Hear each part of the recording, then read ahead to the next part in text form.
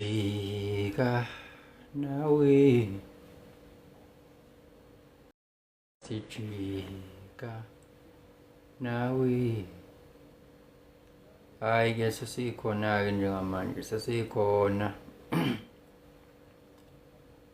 sesikhona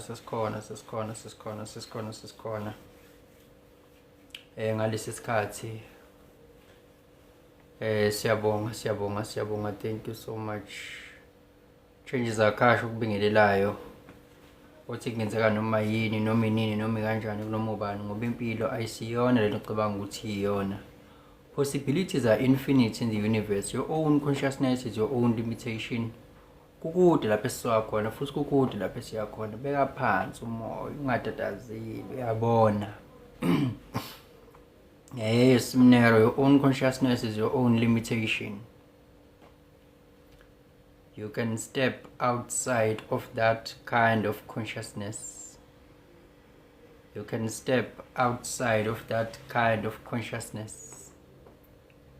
The only thing that we have, the only thing that is there in this world is the consciousness. Nothing more, nothing less. The reality, the whole reality is consciousness.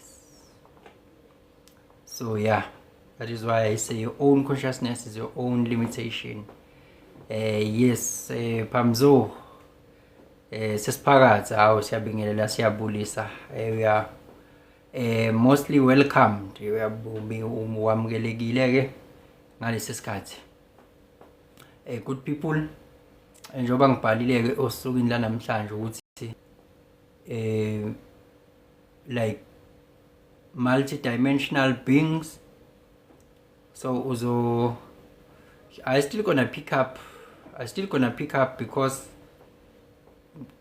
I'm still like I'm cool. I'm down. I'm cool and chilled because I was regulating my nervous system right now. So if your nervous system has been regulated, yeah, you become chilled and cool nje. Kuba nje ile yonto nje. Yabo awukho high, awukho low, kuyiloko nje, but intense energy I feel. Yabo evening zo ngane wethu siyakubingelela, siyamukela ngalesi sikhathi. There are a couple of things ke kahle umuntu abekade efuna ukukhuluma ngazo. Eziningi izinto umuntu akade efuna ukukhuluma ngazo. Serious ngampela. Serious. But I just decide to mhlambe izoyingenela along the way. But I just decide to talk about us as multi-dimensional beings. That bani lapho da TK mfowethu changes akhasha molo mfowethu, ngiyakubingelela ngalesi sikhathi ukuthi we multi-dimensional being. Yes, good people, if I talk about the dimensions, lento yama dimensions, I don't want to talk about it on a technical point of view, but I want to talk about it on a quantum mechanics, quantum physics point of view. Beyond this thing, beyond the what you call the physical reality. Beyond that, let me tell you, there is no separation between the physical world and your mind. There's literally no separation. The physical world and your mind. Your mind creates the physical world, right? There is no physical world without your mind, right? Your consciousness is expressing itself through your brain. In the brain, it is the state of consciousness. And then what happens? You project. That's what happens. What you see outside has been created from this side. Okay? what you see outside has been created from this side. Like technically speaking, technically, there's nothing outside there. There's nothing outside there. Everything is created from this side and then it is projected. I think by now, you know that by now. What happens? Outside there are frequencies. There is energy outside there vibrating on different frequencies and variances. Different frequencies and variances. And you, because you have a brain and a consciousness expressing itself through your brain, you collapse. You just collapse the waves outside there. If these waves interact with your consciousness, they just collapse into matter that you see. Yes. These waves that are there, if they interact with your consciousness, they just collapse into matter. Right? So, if that's the case, if there's only energy outside there, it is the consciousness interacting with consciousness. It is the consciousness interacting with consciousness. Because that's what happens. Right? It's consciousness interacting with what? With consciousness as well. So without you, your consciousness, there's no reality there. So ngibheke nalento le. Ngibhekela ekuthenini if technically your mind creates reality. If that's the case, I see there's a request. I still gonna attend to it once I've articulated what I want to articulate. Okay. If your mind interacts with these waves, then they are being collapsed as matter. It means there's a lot of things that this thing means. There's a lot of things, but let me start with the first one. It means the reality that you say is real is not real. That is the first thing. It's not real. The reality that you say is real. That is the first thing. Secondly, it means the reality is created from within, on this side, right? On this side. Khona konke engade ngifuna ukisho yazi.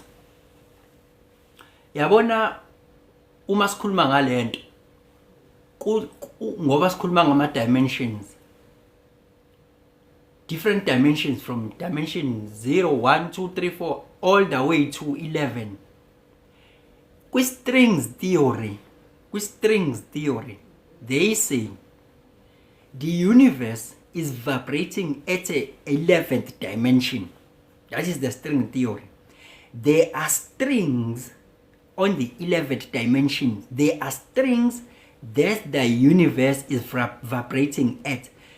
And everything is created from those strings at an 11th dimension. So can you imagine the dimensions? At the 11th dimension, that is where there are strings. They say the universe is just the strings. And then those strings, that is where the universe is looking at. That is where the creation happens. Or the universe creates from those strings. So what does that say? Look, if we say they are waves, only they are waves. Exactly. They are waves. You create the reality because they are these waves. There's this energy potential, then you create the reality. Then that will mean if you go outside of the third dimension, you can create outside of this current reality that you are currently at. You can create something new. So lento isho ukuthi i-reality ayikho fixed. If the reality is not fixed, it means you can create whatever reality you want to create. The reality is not fixed. You can create whatever the reality you want to create, but given that you know what it takes. Given the fact that you know what it takes. Okokuqala nje, my people, they perish just because of the lack of knowledge. Yabo, they just perish. If you know what the reality is not fixed, the reality is created from this side. If you already know that, you know what, okay, let me talk about the space and time, because this thing of dimension starts there. This thing of dimension, the space and time. When you are limited by the space and time. Space nesikhathi kunento ekuthiwa is superposition. La kwi physics is superposition. Ukuba at the certain point at a certain time, yabo, and kuthiwa a localization there, I mean not superposition. Localization, that is a localization, because when now you are localized here and now, you cannot be in Durban at the same time you are in Pietermaritzburg. Physically, so you cannot do that. The laws of physics do not allow you to do that. In the Newtonian law, you cannot do that. You cannot be in Cape Town while you are in Johannesburg at the same time, right? You cannot do that. You cannot be in two places at the same time physically. Yeah, that is the localization. We are localized physically. And that's the case. But it's because there is this thing called space and there's thing called time. Yabo, space-time dilation. Ayikhuluma ngaso lapha kulokhu ngani kulabo so physics labo o Newton. Yabo, kune space, kune sikhathi. When you can only be at space esithile ngesikhathi esithile. If you want to move from one space to one point of consciousness to another, yabona njengoba nje kukhona ula kufanele uze la. How do you experience time? It will take time for you to move from this point to this point. That's how you experience time.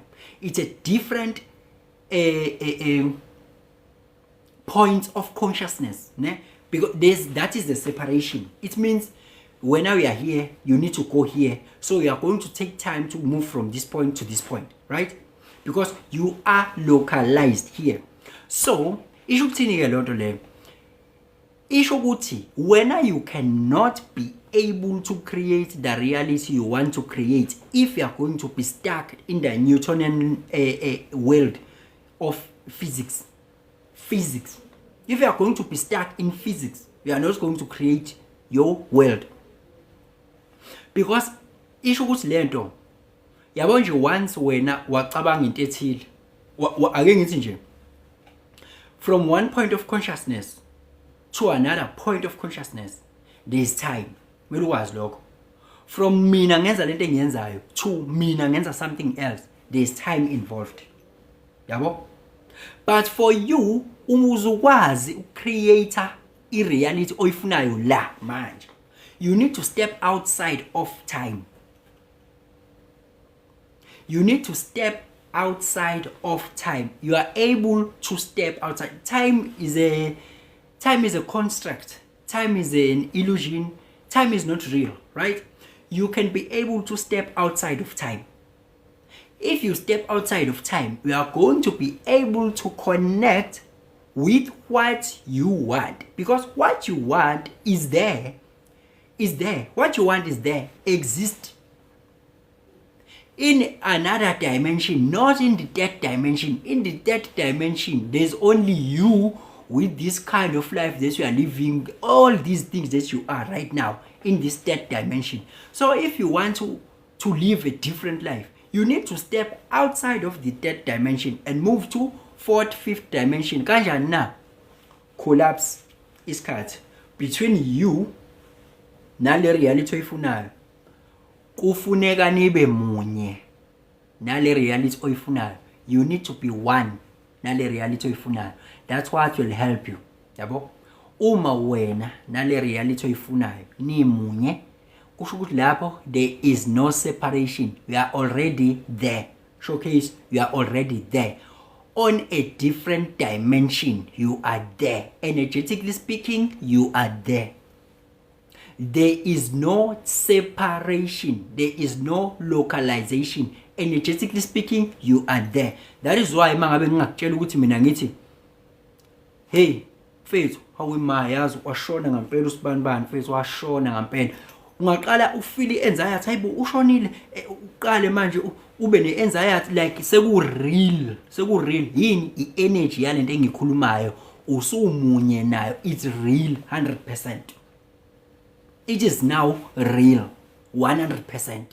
Yabo, wena with that energy, not to mention ukuthi it is not real, like practically akukho real ngokwe logic and conscious mind. It's not real because lo muntu engikhuluma ngayo uyaphila akafile, but wena ngoba ngitshela ukuthi lo muntu akasekho usefile, you just became one with that energy lento bengiyikhuluma. You just became one and ungakhala nokukhala same time. Now this thing is real to you. Yabo, with this kind of energy, because me saying someone useshonile, it's energy on its own.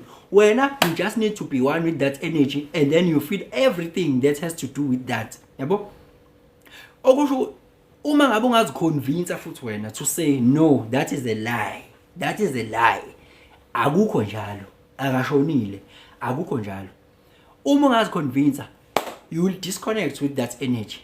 You will disconnect with that energy. Ngeke uzuyifile leyo nto because awukholwanga lokho at all. So lento ikutshela ukuthini? Ikutshela ukuthi you need to believe. Once you believe, you need to know. That's where things start. That belief will become a strong conviction for you to be able to do that. A belief first. That libulawe kanjalo izwe ngebelief first ukuthi you need to believe this. They made people to believe in wrong things. Now we say you need to believe in yourself. You need to believe that you are a creator. You need to believe that whatever you want already exists. You need to believe that first. Once you believe it, you need to have a strong conviction, and there's a methodology that you can follow for you to believe that, and to the point of which you become one with it. Once you become one with it, the energy of that kind of reality and your energy will match. Khumbula, into iqala ukwenzeka kwa physical, iqala ukwenzeka kwa spiritual bese iyabuyiza ka physical. Once you match with that energy, khumbula into eyenzekalayo, uma wena ukholelwa into ethile, i-biology yakho iyashintsha. Your biology changes. This thing, the brain affects the body affects the brain. Yabo? Mind and body, thinking, feeling, lezi zinto zihamba kanje. So if you are able wena to think and believe the certain thoughts, then that will impact your body. Once your body is impacted, your body is your subconscious. Your body will start to react in accordance to these thoughts. The thinking and feeling is a very, very important thing, because once you feel a certain way, you start to think a certain way. Thank you, Tole. Thank you, Tole. Once you feel a certain way, you start to think a certain way. Once you feel that, yabo, muyibheka lento le. Uyabo uma ngabe ukuthi indlela engizizwa ngayo. Thank you so much, Marcus. Once kwakhona into engicikile, ngicikekile nje. Ake ngiyibeke kanje lento. mawuvuke ngeside wrong nje lo mbheda thola ukuthi uvuke nje ucikekile nje vele indlela ozizwa ngayo nje yabo awuzizwa nje kahle into eyenzekalayo lapho ingqondo yakho ngendlela ozizwa ngayo izoshintsha ifune izinto ezizoyenza lendlela ozizwa ngayo ibe concrete yabo ingqondo izofuna izinto ezizohambisana nalendlela ozizwa ngayo ukuze lendlela ozizwa ngayo izoba validated. So what is going to happen? We are not going to focus on the positive side of things. We are going to focus on the negative side of things to validate the way you feel. Akekho umuntu wakwathi ezizwe ukuthi unyanyile. Ezizwe nginyanyile abe ayothi asasihle lesithombo sidwebile ngani yami sasasihle akekho umuntu cha umuntu umenyanyile nje ngathi hey yangisuke nalesithombo zakho wena la yabo akayifundo ayihambisani nendlela azizwa ngayo njengamanje into azoyifuna yena uzofunani omunye umuntu ozomcika futhi ukuthi lento ayishoyo lo ngathi angakayisho kimi ngoba vele ngidiniwe I know I can give you what you want. So umqondo wakho ngendlela wena ozizwa ngayo emzimbeni umqondo wakho uzofuna into ehambisana nalendlela ozizwa ngayo. So the thinking and feeling pattern, if you are able to be aware of that thinking and feeling pattern, then you will get it. Because once you feel a certain way, you are going to think that those that are intensifying the way you feel, that are corresponding. 2, that is the feeling part influencing the way you think. Once let us go to the way you think now. That will influence the way you feel. Again, you see, the way you think now will influence the way you feel. So once you think a certain thought now, that thought will make you to feel a certain way. Thank you, Zoe. Thank you, Zoe. The certain thought will make you to feel the certain way. Yabo, khona umcabango uthi mawucabanga, uthi uyacabanga lo mcabango, ubona yeyibo. Cha mase bengithatha imoto yami nje lana. Yabo, uze yabo mase umucabanga nje uthola ukuthi umile robotini. Usuyaqala uyacabanga njengoba ngimile le robot. And kunento evalidateayo ukuthi leli robot alikho right ngoba lisendaweni ukuthi yabo for whatever reason you believe ukuthi angikho right la ngimkhona. Indlela into osuyicabanga wena manje izo impact indlela ozozizwa ngayo uzoba ne fear. Once one fear biology yakho imqondo will write something on your biology and then we are going to act a certain way that corresponds with. You cannot act differently from how you feel. And you cannot feel differently from what you think. So into zokwenzeka uzovala amawindi, uzoba ne-anxiety, usufuna ukusuka, ufuna ukususa imoto, uyaqala manje your mind has something that it has done to your biology because of what you think. Now you are acting a certain way that propels wena ukuthi ufila kanje. Ngithi yabo lendlela ozizwa ngayo manje isi-intensify lento le osuyicabanga. Into osuzoyenza ke manje uzokwenza into ehambelana nalomcabango osucabanga. Into ozoyenza nje uzokwenza into ehambelana nalomcabango lo osucabanga njengamanje. So kubalulekile ukuthi uma ngabe ufuna ukucreate i-reality, if kuukuthi thinking and feeling ziyahambisana lezo zinto, thinking and feeling siyazi ukuthi reality i-mechanism create reality ihamba kanje. You first believe. Once you believe, ake ngithi nje kunento ekuthiwa experience. Once you get that experience, you'll develop a certain belief. Once you develop a certain belief, you think. Once you think, you feel. Once you think, you feel, you act. That's how reality yenziwa ngakhona. Yabo? I-reality nje yenziwa kanjalo. Uzoba ne-belief ethile based on the experience. Uzoba ne-belief ethile based on the experience. Bese uba nomcabango othile, lo mcabango wenza ufile ngendlela ethile. Angize ngikwenze isibonelo njengalento ethi ngikhuluma ngayo yaserobotini. Thola ukuthi wena vele wake weza ukuthi kamasho vele ziyabuya inkunzi. Njengoba usume erobotini la kamasho nje angithi yabo ukuthi usuzoba nomnani manje. Ucabanga lento oyicabangayo ngenxa ukuthi vele unebelief ukuthi kamasho vele kunegibengu. That is why ucabanga lento oyicabangayo. Njengoba usuyicabangile ke lento usuyicabanga nje. Usuzozizwa kanjani ke manje? Usuzozizwa ngalendlela ocabanga ngayo. Angithi njoba sewuzizwa kanjena ngoba ukholiwe vele ngenxa yokuthini ukamasho ukholiwe lokho yabo. Shothi the greatest thing to do kuwena ukuthi uzenze ukuthi ukholwe ukuthi lento eyicabangayo iyona umsebenzi okuhlaleleke loyo ukuthi uphikise ireality. Kwana into ekuthiwa i-reverse engineering. I-reverse engineering. Makhuluma nge-reverse engineering usuke ukhuluma ukuthi izinto uzoyihambisa kanje. Yabo ake ngikubekele kanje. Yabo ku-Newtonian law.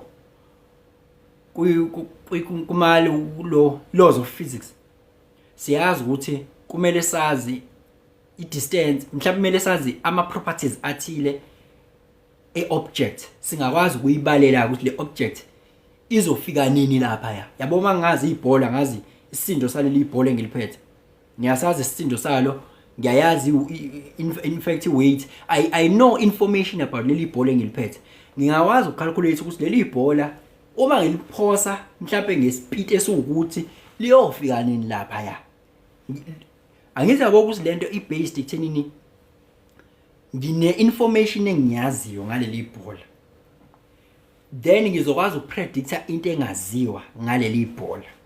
Ngenxa yokuthini I'm in the Newtonian law and the laws of physics. The laws of this concrete world. Angithi kodwa muzolandela lo mthetho awukwazi ucreate reality based on that. Awukwazi ukushintsha isimo okusona uma uzohamba ngemithetho ye-physics.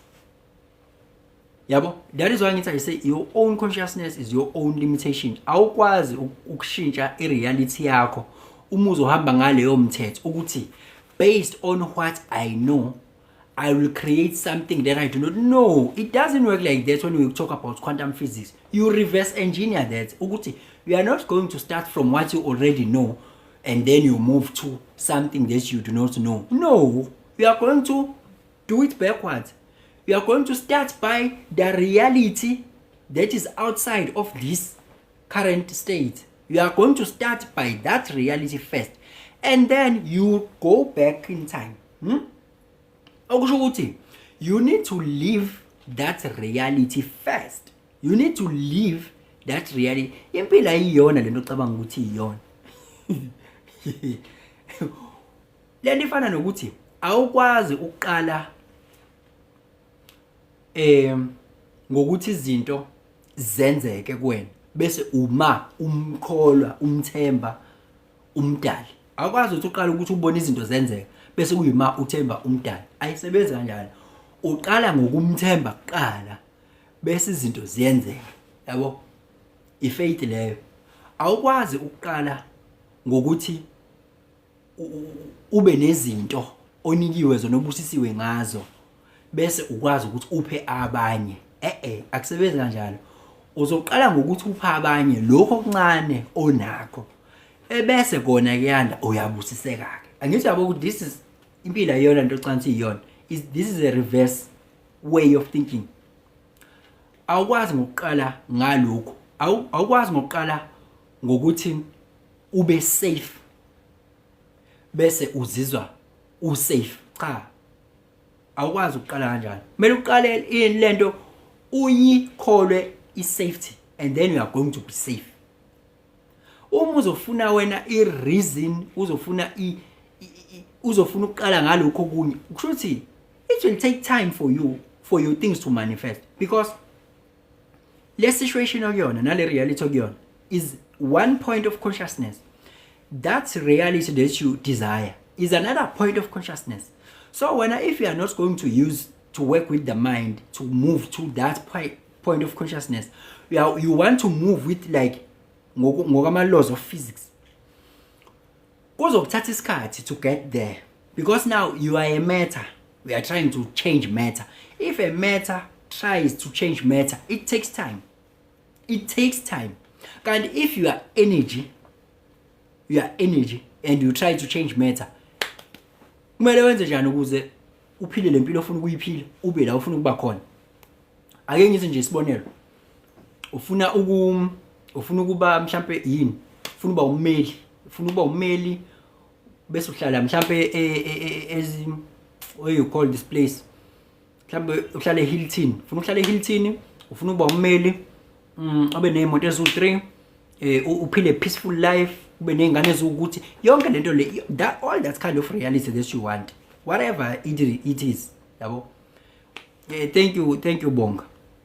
Okay, ngitsheleke ukufika kuleyo reality leyo, uma uzosebenzisa lama laws of physics, kusho ukuthi 1, indlela ozomela wenze ngayo, it will take time for matter to change matter. Izinto kuzomela ukuthi uzenze, 1 kumele ukuthi uyofunda, ngithi showcase kumele ufunde, before ufunde kumele ube nemali yokwenza lokho, yabo. And it's gonna take time vele for you to generate money. It's gonna take time for you to generate that money. 2, there's a lot I can count. There's a lot before you get into that reality. There's a lot. You cannot do it in a very short space of time, because now you are a matter. You try to create the reality from the point of being a matter, not from the point of being an energy. If you are, you need to put more energy, and more time is going to pass trying to get into that point. But if you are energy, it's what do you have to do? Awusho nje wena nanti iqhwa leli iqhwa leli likhulu leli iqhwa lisolid angithi yini omele ukuthi uyenze ukuze ungasebenzi kanzima ngaleli iqhwa. Mele uliphihlize ngasagila leli iqhwa leli, uliphihlize, uyoliphihliza ngisho ungaliphihliza lize libe zingcucu, lizolokhu liyiqhwa, lokhu liyiqhwa nje, ngisho ungaliphihliza lize libe zingcucu, liyiqhwa nje. Bese yafika omunye avela athatha iqhwa alifake endaweni ene-heat, effortlessly dissolves into liquid, changing the state into liquid. Leni kutshela ukuthini? Isho ukuthi don't do that. Don't use your energy like that. It's a energy consumption. You need to increase the vibration. How to increase the vibration now? You need to increase your energy in motion. Energy in motion is an emotion. That is an energy in motion. So see, your emotions needs to correspond with the way you will feel when you embody that reality. In that sense, you are vibrating higher. You are not going to change the matter, and it's going to take you time. Synchronicities and things that are out of this world will make you to be a lawyer, and then you stay in Hilton. You have the beautiful wife or husband. You have all these things that you want. Kunezinto angeke uzazi ukuthi zenzeka kanjani ngenxa yani yanto engikhuluma ngayo. Uthola ukuthi out of nowhere qhamuka imali. Out of nowhere things, they just fall into place. Why? Now we are attracting now. We are embodying, yabo. But because uma usazosebenza ngokuthi like I need to do this and this and that and focus kwi energy part of things. I-reality leya ayikuhaqe. Okay. Nansi into eshaya abantu abaningi.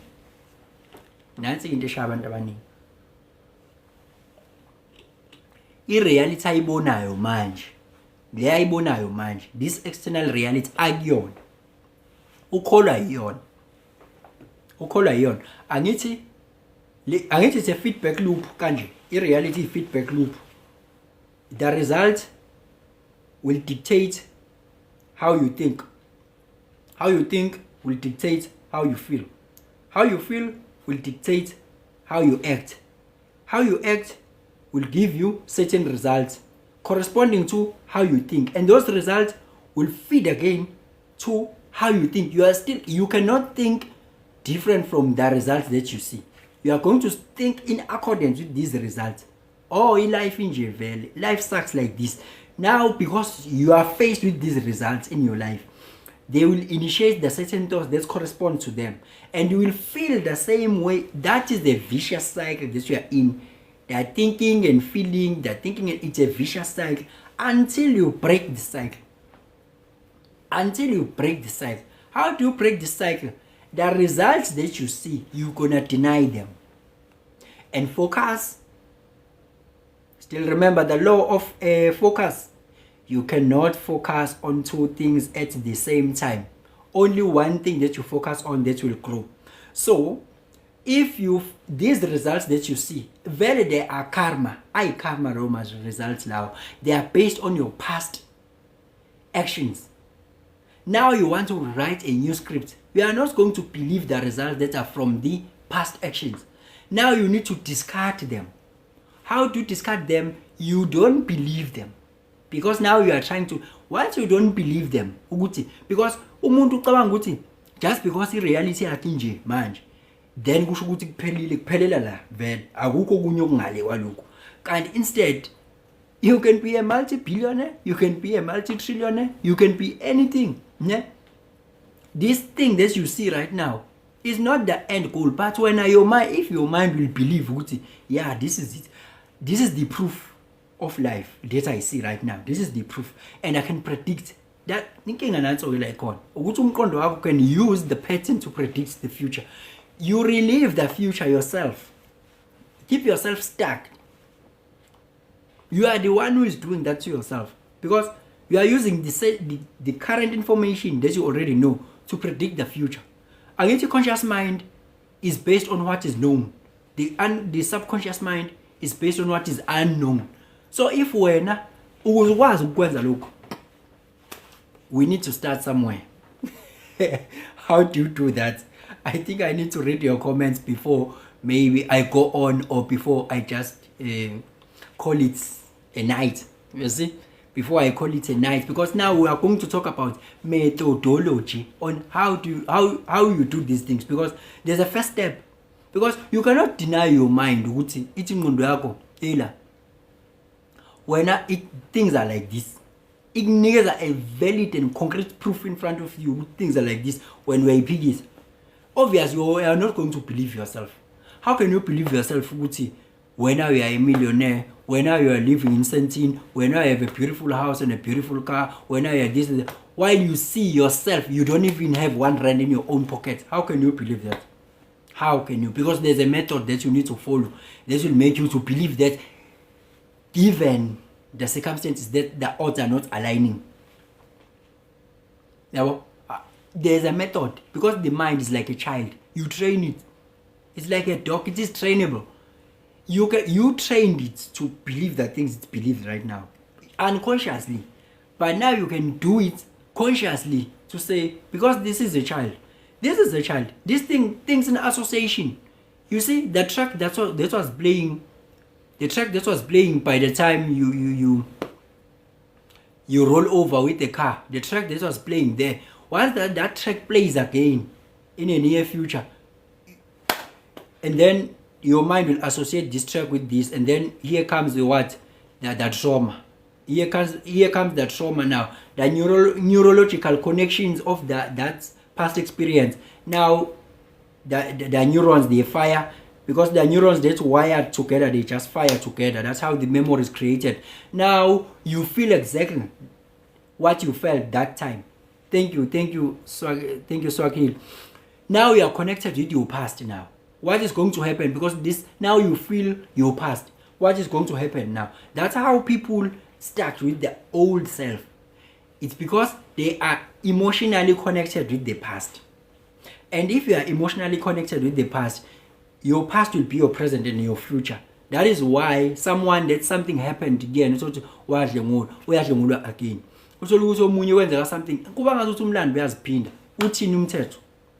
The laws of the universe. History will always repeat itself unless changed. That is the law. Ha! I get you, Baba Limteto. Ngisho ngakhonza kuliphi isonto baba. Muhlulwe yiyona nje. Khohlwa.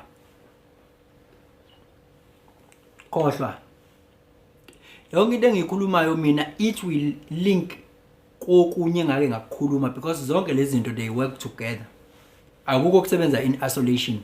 Lento engisho ngikuquothela imithetho mina ehleli, ngisho ngakuthi usonto kaShempe, noma ngabe kuthi usonto kwaLehanyana, noma ngabe kuthi usonto eChibini. Thank you Zo. Le mithetho engikhuluma ngayo. Okay, ake ngibuze nje wena ke usonto kwabasindisiwe, usindisiwe ke wena. uJesu ke inkosi nomsindisi.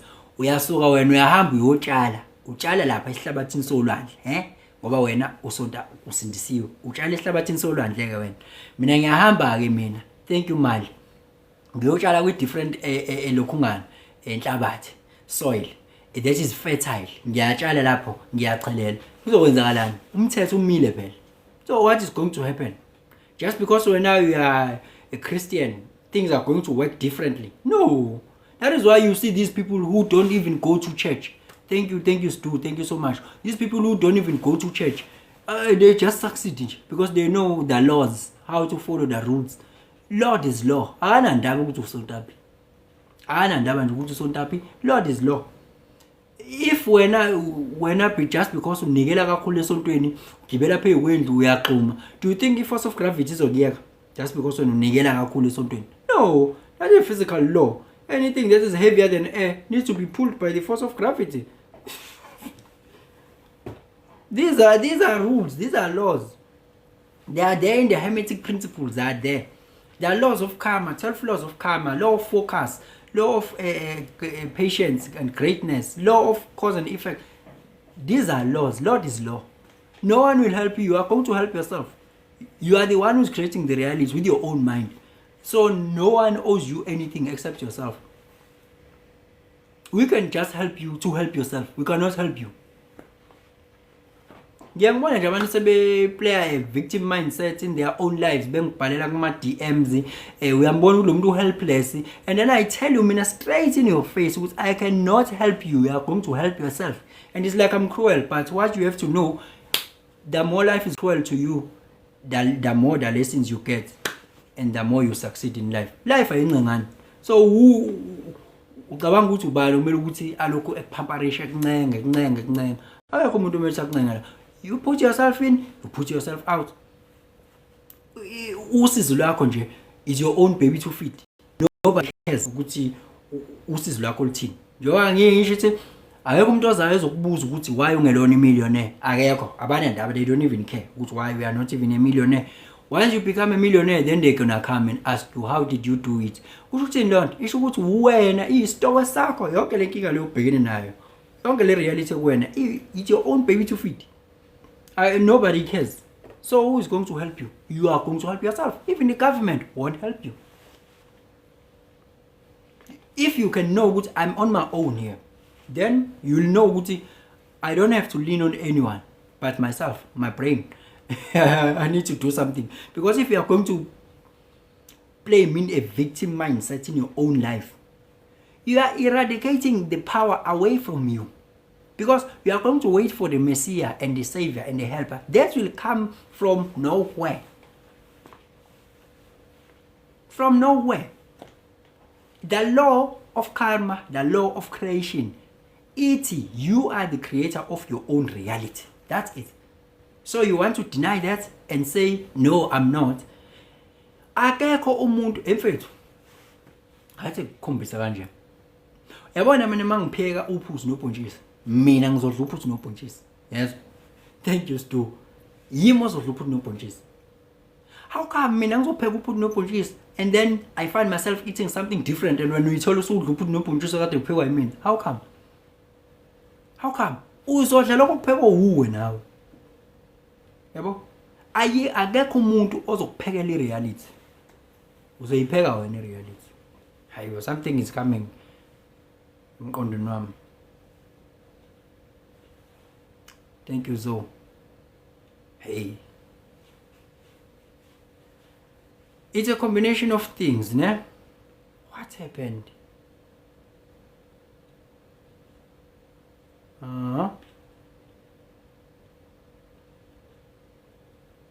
Okay.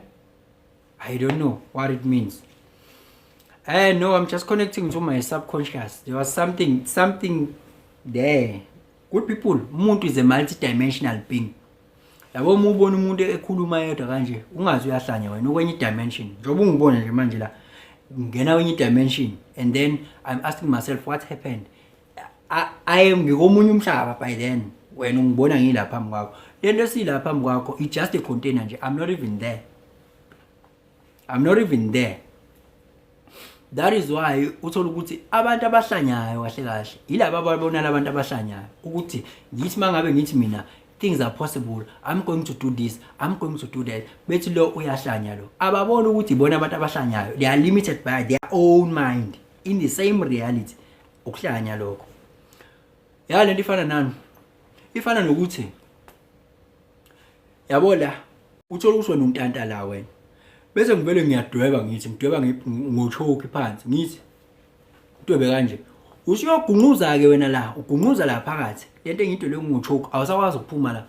Kodwa khona omunye umuntu omele ukuthi athi veje abona wena uhlula ukuphuma la angalizigcoba kanje ngale ka choke. Usufana nani manje? Ufana nentuthwane. Intuthwane ayoperate kule dimension operate kuyona wena. Intuthwane izoxayo. Lento ekuthiwa ukugxuma kuyona iexist lonto. I operate kuyona. Yona i-operate ngokwe third dimension. Ngizwe third dimension ithini? Une length, une breadth, une height. Yona exist ke lento ye height. Uma uthe nje kanje wabeka into ukuthi kumele igqume iphumele ngale I exist lonto. Kodwa wena ngoba umuntu uyabona ukuthi nje lento leyo kumele usigqume iphumele ngale. Yabo?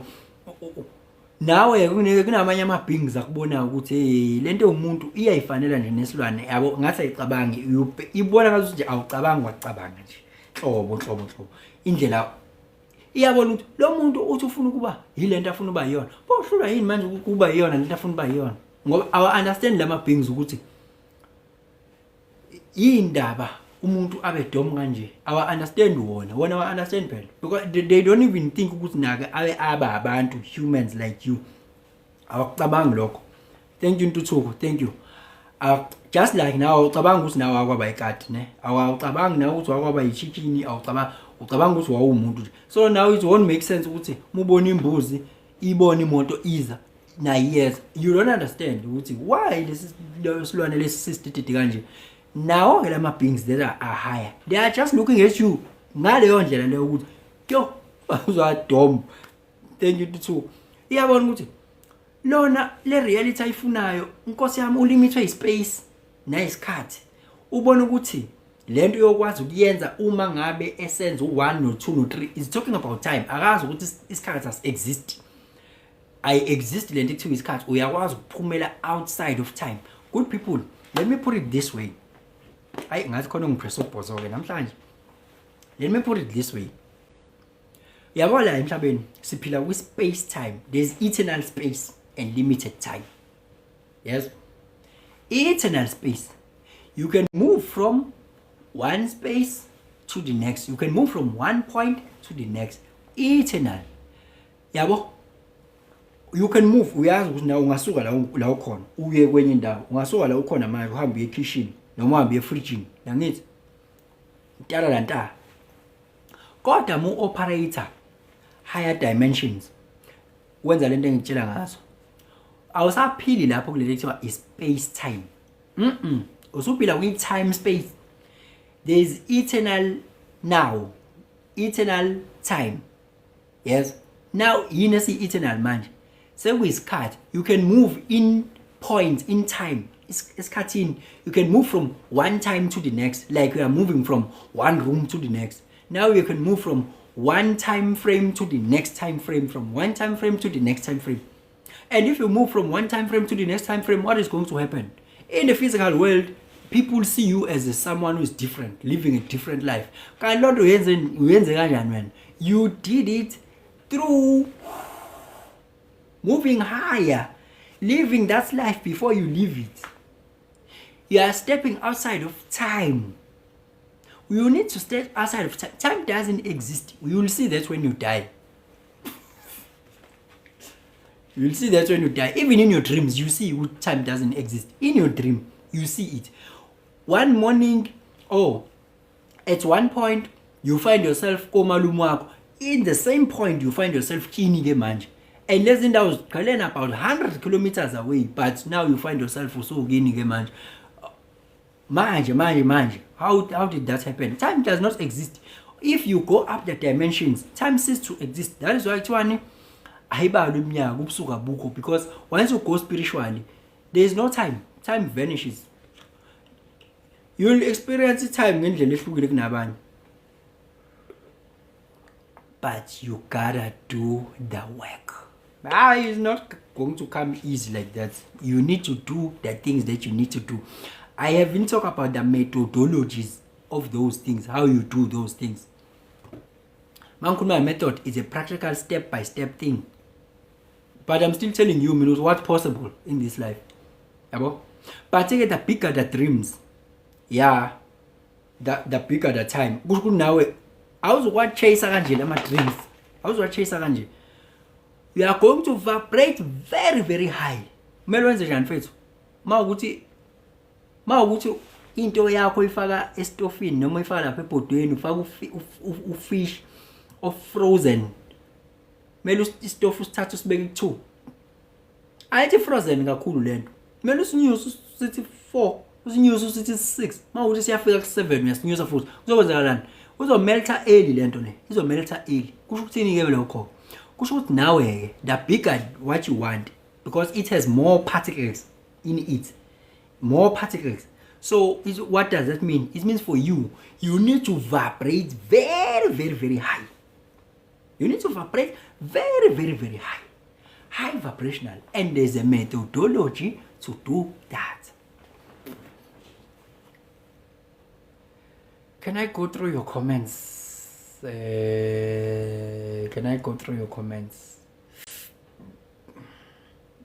Our reality, I doubt that I'm going to go through that methodology part now. I doubt. I've spoken. Oh, before I go through your comments, we are still taking. If you want to know more about yourself, how are you created? What kind of a person are you? How should you take your decisions? What should you listen to?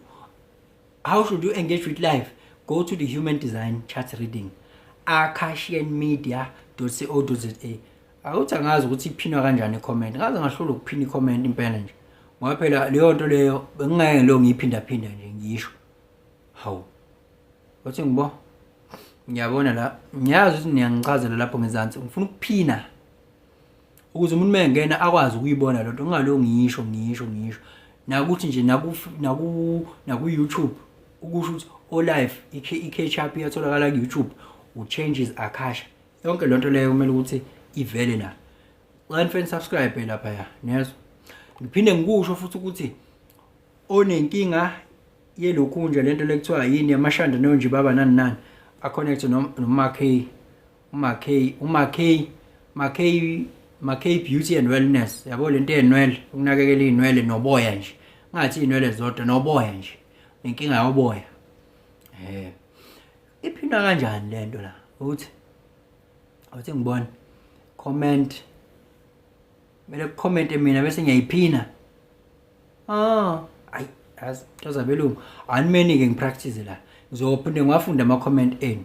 Uthi ngithi welcome to Changes Akasha. Welcome to Changes Akasha. No, audio is unable to receive. Okay. Welcome to Changes Akasha. Then let me go like this, and then let me see. Oh, iyaphineka la comment settings. So ifunda khona la. Oh, iyaphineka ukuthi ihlale lapha phezulu. Allow mask filter blog star comment. All right, nansi ke la icon. Imani phela ukubhala nani. Technology. Oh yes. Thiwa kanje, Ima. Angifuna ukureply. Ngifunda la live. Naziya. Njani makuje? Angithi? How? Pho manje yashaya countdown pho. 54, 53, 52. Khulumani la. Can I help you? Yes, you can help me. Khulumani la. Nansi iyabala. Shuthi izobuya isukele futhi. Awume ngama-thread we-hidden. Sisakhuluma ngalento le. The pin has a time limit. Inama-time limit. Mina ngikhuluma ngalento yokuthi yabo uma ungena live womuntu, khona umuntu othi uma ungena live wakhe, kuthiwa welcome kanje. Ngoba I don't want to repeat myself over and over again. No. I don't want to repeat myself. Yabo, uma ungena nje lapha kuThabani, ubhalile uThabani athi request at your own risk njalo uma ungena ku live kaThabani request at your own risk yabo manje nani shonini niyahluleka msana ukwenza ngazi ukuthi mina ngeke uhlulekayo shonini nani niyahluleka oh Shona Marcus, I have to be off live before I set it. Ginikeze a step-by-step process. Oh, so I need to keep on trying. Okay. As a very, my energy is, you know, as they call it what? A manifesting generator, Baba, can make things work. Okay, yes, I should have wrote it before I come here. I guess yash. Uzobona ke sengiyenzile mina lento le, yabo. Uzobona sengiyenzile ukuthi bengingayithathi nje serious. But now I've responded. Angithi niyazi ukuthi uma thini chat lami lithi wait to respond. Now I'm responding. Yabona nje base ngiya respond now. Uzokwenzeka. I'm not initiating. Sekukhona isidingo sayo. I'm not initiating. Isizokwenzeka. Oh, okay. Hayi khuleka izokwenzeka. Can I go through your comments or is there anything that you have said maybe that I need to respond to? Ngiseni ilokungana cannot allow me to go any further to go through your comments. Kunama comments ebengwabeke phezulu ngithi ngizowafunda and go down. But unfortunately I can see ukuthi ngiqalisa ku TK Hlase ethini precise and then uMakesi ethi evidence of things not seen absolutely and then ubani lapha angiboni ukuthi ubani but udumelanga Maniniza usenda all love TK siyabona lapha uthi inqa iwisa siyabona yaxhawula people they were just agreeing with what I was saying. Some gay Rendani ZN, we have to understand the laws. Ihamba kanjalo nje nganza wethu thole uyabona usenda 100% Lusiko saphinde sadibana bhuti ngiyazi la ukhona iqiniso lempilo lihlala likhona siyabonga danki la ngikhona there is always a truth of life and truth about life. Samukele uthi reverse engineering. Yes guys, la emhlabeni it's about reverse engineering. Lento othi iyona wena ayona. You need cabanga ngoba phela nengqondo yakho kumele uyiphikise and then you reverse engineer. Reverse engineer mana konke ngifuna ukukubuza yona ngani uzobuzeka niyona. Angani uzobuzeka niyona. Kulento ye reverse engineer. Ngeke uzokwazi. It's too technical. It's gonna blow your mind. I'm not taking you for granted, but I know ukuthi other things sometimes kufuneka indlela yokuzibeka ukuze umunye umuntu akwazi ukuzizwa.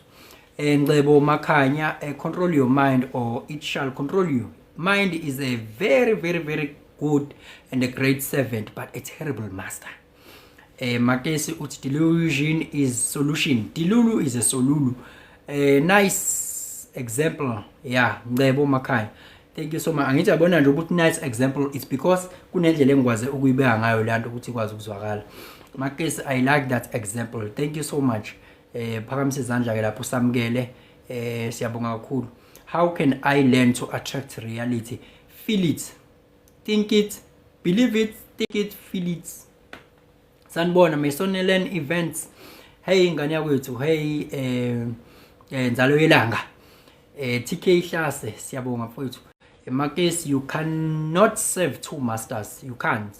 Yebo hala changes like XYZ high laphana bese kubo samukele uthi we to control our mind. We need to control our mind absolutely.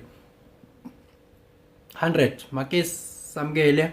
Makesi, please repeat neurons that we together fire together. Yes, please repeat. Neurons that are wired together, they fire together. That's how the memory is created. Yabonje mawubona mina okuqala. Your neurons are going to your neurons circuitry connection. Your neurons are going to be wired like this. in a certain way. Certain neurons are going to wire, representing me, a neurological representation of changes, Akasha, in your brain. In your brain regions, there's a neurological connection that is associated with a certain reality. So, now changes Akasha, then the certain neuron, they wire like this. So next time you see me, so for you to be able to recognize me, certain neurons need to fire together. Then you are able to remember me. This is changes Akasha. So everything that is there in this world, there's a neurological connection of those things. So when the more you repeat the same thoughts, the more you strengthen those neurons associated with that. And they want to strengthen. That is why kuzoba nzima ukukholwa ireality osazoya kuyona. Ngobani? You have strengthened certain neurons in your brain so much ukuthi it is hard ukwahlukanisa. Luleki Melane uthi khawula futhi khawuphinde futhi please. Indaba esengishebeleza kakhulu.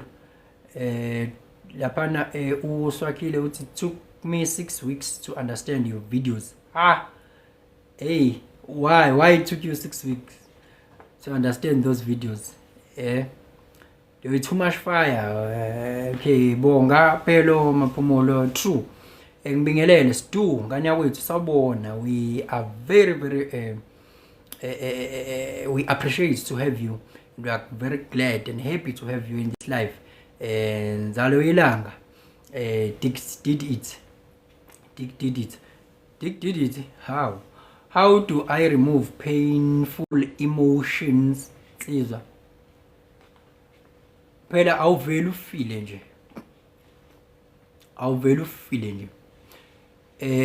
you need to disconnect the thoughts that are associated with those feelings.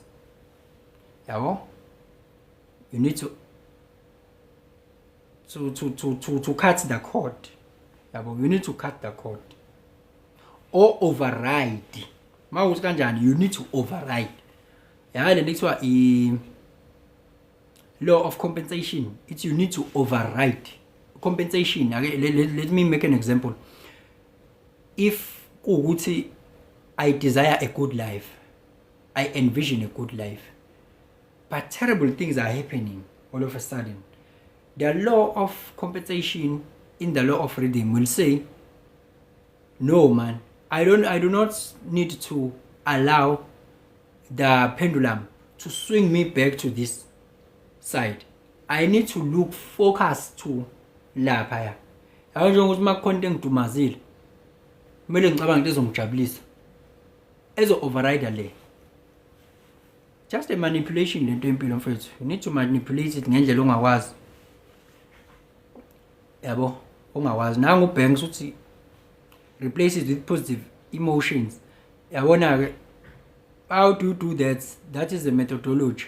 Njengoba kade ngisho nje, maybe changing the way you think something different, or because phela iyathanda ingqondo ukuthi zoom in kulento ekwenza ukuthi ufeel this way. Ngaleyo ndlela ke we are stuck lapho. Instead of back off, do something else. Lempahla ayinandaba. Uyayazi lempahla like why XYZ. Hayi lempahla ayinandaba baba, isebenza ngomthetho. Senzo, what's happening at church when people fall down? Bathintwa Mshangesi, thank you so much. Bathintwa uNkulunkulu. Asazi, it's their own reality. TK Hlase, I got something you might be interested in hearing. Uzulithola ithuba khuleka. Andile Memes, how to start training my child inside me. How to start the methodology part, we haven't talked about it as yet. Magesi phakamisa izandla phezulu. Yeah, we haven't talked about it kulo live lo. Asikakhulumi ngalokho. But yeah, njengoba esho uSwakile, most of the things zikhona lapha ku YouTube, changes Akasha on YouTube. Did it, I didn't say negative, I said painful. Abona ke mfethu, okay, let me put it this way. There's a difference between pain and suffering. Suffering is a constant pain. When now we are not in pain, we are in suffering now. You see? Constant pain is suffering. So why you are in a constant pain? Ask yourself there. Why you are in constant pain? You are in constant pain because you are reliving the past. You are playing it. It has already passed. It has gone. But you are in a replay mode. And you are replaying that pain. You are replaying that scenario. You are replaying that reality. With that reality, you are energetically connected now. Yabo? We are energy. Lento ifana nokushiywa intombi noma ushiywe indoda. Uma ngabe kushiyile, nakusasa uyavuka ucabanga ngaye. Naphambi kwakusasa uyavuka ucabanga ngama memories akhe. Nanini awuboni lokuthi what does it bring to you? It's going to bring you pain, obviously. Yes, it's going to bring you pain. But once you pain over time, we call it suffering now. Then if a chronic disease, uthi uzoba ne disease. Once the disease yamashala khona, say chronic. Into enjalo ke. Shuthi chronic pain loyo. You will find all answers here. Keep watching. Swakile. Thank you so much. Thanks. Yeah. Ngiyabona lathi niyaphendulana right. Ngiyabona la engage khona. Okay, thanks for attempts. All right mfowethu. Wena nje disconnect. Ngeke uvele ube ne pain nje. Ayikho pain in the present moment. Ayikho pain in the present moment. You feel that pain because there is something that you keep on playing. How that TK how kalula kanjalo nje ukhuluma ngani usho uthando ukhuluma ngani I don't know ningi into engisho ama comment sometimes awuboya ngilahle so la niphendulana khona I won't read it. Dick did it. Can we relive the past memories? Can we relive the past memories? Angithi exactly lento engikhuluma ngayo. If you keep on thinking the same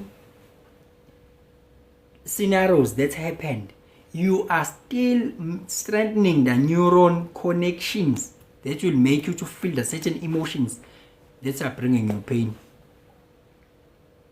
Obviously, kumele ukwazi ukubona lokho ukuthi kuyenzeka. Ngoba you cannot heal it. We need to do something together once I'm up there. Ubala lolo. Do uyahleka. TK Hlase, please bring up kuleka. Musungixina. Musungixina. Nino and ngeke ngiwudedele lo boss. Oyilento kade ngikhuluma ngathi namhlanje ngathi ngipress ubhozi quantum leap. Yes, quantum jumping. True. So akile from time in a man-made. Yeah, kusho umisho. Yabo. Lento quantum bani, quantum jumping, quantum leap, quantum shift yonke lonto le. Yeah, it has to do with lento engikhuluma ngayo namhlanje. Yabo. And conductor is how to call it quantum entanglement. You are able to izinto ezi distance away ngisho kuthiwa is infinite distance away apart, but you are able to impact something that is miles away. You are impact okwenzeka ngala kwenzeka nalokho kungale yabo. So you are able to do all of those things as a human. Angithi ukubone nje nawe ukuthi ukathi omunye umuntu engizwile ngishiywa yigazi ukuthi kuzokwenzeka ukuthi ngesikhathi kwenzeka ukuthi ngale kuyena bekwenzeka ukuthi ngala. Lezo zinto good people, they are real. We are not our bodies. We are beyond that.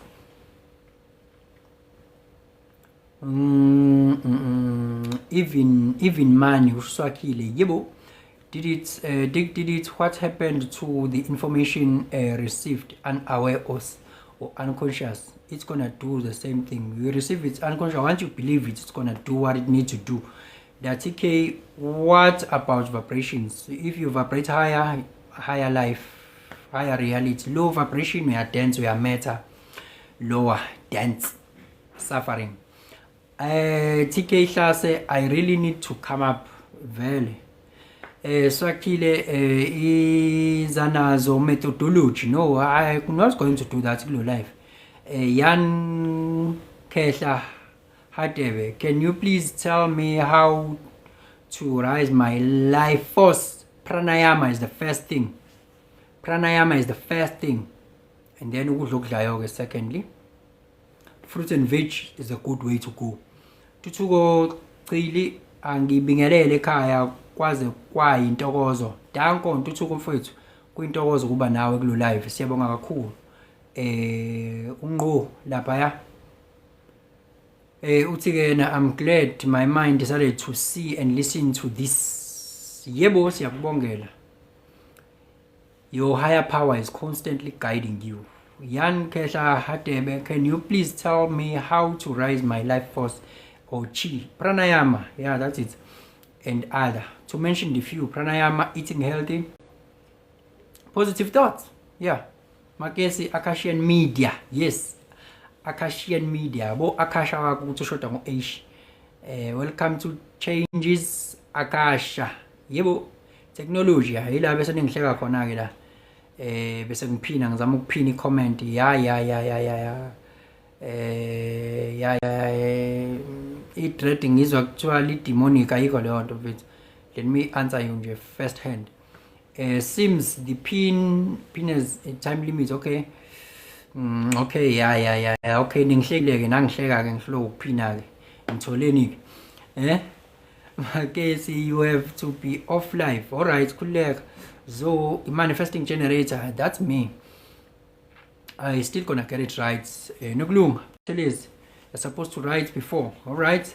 Asaz in Kunz. Okay, TK. I was all right. Yan. Kehla uthi siyahluleka Khutman. Niyahluleka na? Akungcono ke masihluleka kanjalo sonke. Samkele siyafunda la. Hayi, we are learning a lot. Slim Dick Musa, you must write under me, press the 3 dots. Kanjani manje? Kuleka, still gonna get it. Dick did it. Kungani sicabanga ngezithombe kuphela makushubile no ongi. Uyiliza. Angizwa kahle, angizwa kahle impahla. I sent a request, I help you. Or you sent a request, you want to help me. Kuleka, if your request is still here and you are still here, we're still gonna do it. Kesha, I want to finish your comments if they are finishable. Can you please tell me how to rise my life force? Okay, I've answered that. Please accept me. I'll accept you. Nokulunga. Indlela osupusha ngayo we TK. Ngathi impela hayi sizobona impela ukuthi hayi ufuna ukusinikani. Yabona ke good people. Nansi into engifuna ukunifundisa yona. Yabona uma wayenza i-chart reading yakho noma usazoyenza i-chart reading yakho ku-akashianmedia.co.za. Yabo le ekanje. Yabo njengawe TK, I'm not saying TK, I'm just doing an example ngawe when it comes to human design. You don't force things to happen. Yabo? Ayijabo nje wena TK nje manje. You have pushed and pushed and pushed and pushed. Yazi ukuthi that's not how things work in this life. If you have read your charts, that's not how things happen. You don't do things like that. Mina bengu TK. Njoba mina sengazi human design and I read my chart. I know what if I find myself frustrated because what I'm doing is not doable, I don't have to force myself to that point. I need to chill. Things will happen automatically. Things will fall into place. Once I find myself pushing to the point of frustration, that is a signal for me that whatever I'm doing, let me take a back seat and wait for the right time. Yabo? So, life is okunikeza into ekuthiwa resistance. If you push it and force it, you need to step back, sit back, and allow. So if I didn't take your request, what will that mean? That will mean, okay, it was not the right time for me to be live with panel. Then done. You don't force life to happen. life just happened without you micromanaging it. Okay, what if, let me make an example, because I want you to take this. It's not about you now, it's about me teaching. Ne? Everyone need to take this. What if by the time you are forcing something to happen, and then it happened forcefully? By the time you realize, no man, bakanandi abantu okuthi manje babonga ukuthi ngiyabonga ukuthi lento engangiphoqa ukuthi yenzeke ayenzeka ngale ndlela engangifuna ngayo, ngoba ukubiyenza ngale ndlela engangifuna ngayo. Now I realize ukuthi ngangizoba in a deep hell. Yabo. What if TK, if you get up here, people won't get it? I'm just asking. People won't get it. If I take you here, that will mean yes. I'm teaching everyone, don't push things to happen forcefully to the point of frustration. Take a back seat. Life happens on its own.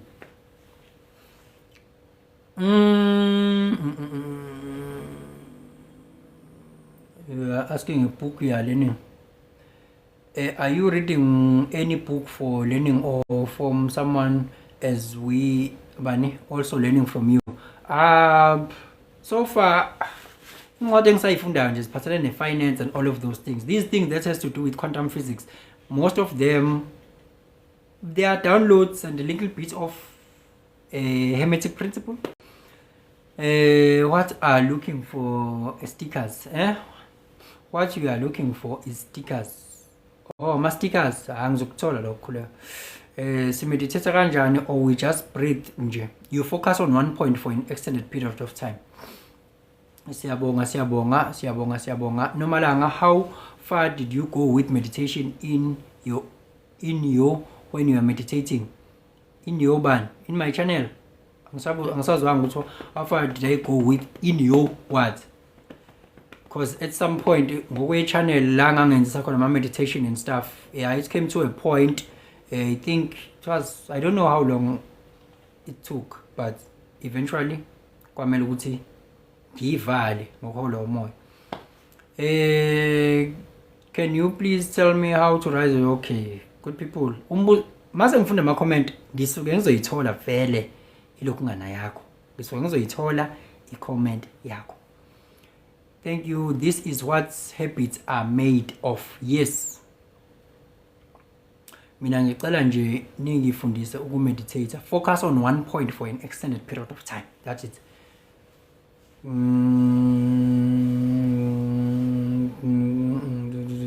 Thembi sani mina uyishintshile impilo yami from April ngazi ukuthi konke okurong ngizokulungisa khona. Oh. Okay. I help you to help yourself, ne? Yeah. Good articulation. Thank you. Thank you so much. Always. Hi, if I may ask, what was the purpose for you? What was the purpose for me? Are you asking the purpose for me? What are the purpose for us to live here? You create the purpose. You just create it. Don't ask the purpose, create it. Hlakanipho, wise men, there's no pain in the present moment. Ngikuzwile kahle bafo. Danko, wise men. Mawabo, sawubona but changes. Hey Mawabo, how to relieve childhood traumas? You need to face it head on.